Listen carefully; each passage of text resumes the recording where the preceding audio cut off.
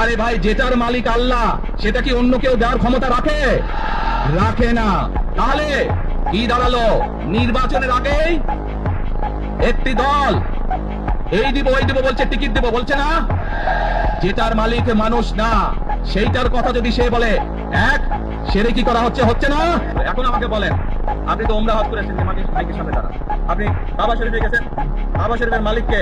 আল্লাহ। জোরে বলেন আল্লাহ। কাবা শরীফের মালিক কে? আল্লাহ। আল্লাহ। আমরা মুসলমান সবাই এই দিন দুনিয়ার, আমরা যে পৃথিবী রেখে, পৃথিবীর মালিক কে? আল্লাহ। এই জনপত্র যা দেখি তার মালিক কে? আল্লাহ।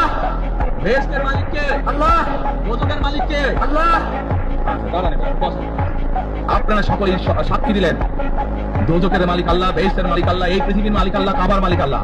আরে ভাই, যেটার মালিক আল্লাহ সেটা কি অন্য কেউ দেওয়ার ক্ষমতা রাখে? রাখে না। তাহলে কি দাঁড়ালো?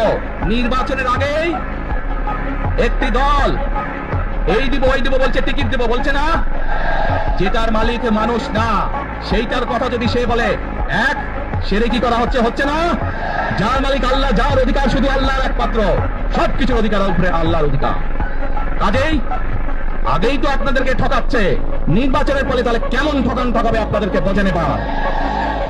শুধু ঠকাচ্ছেই না মানুষকে, যারা মুসলমান তাদেরকে শিরকি করাচ্ছে তারা। নাউজুবিল্লাহ। প্রিয় ভাই বোনেরা, কেউ কেউ বলে অমুককে দেখেছে, তমুককে দেখেছে, এবার একে দেখেন।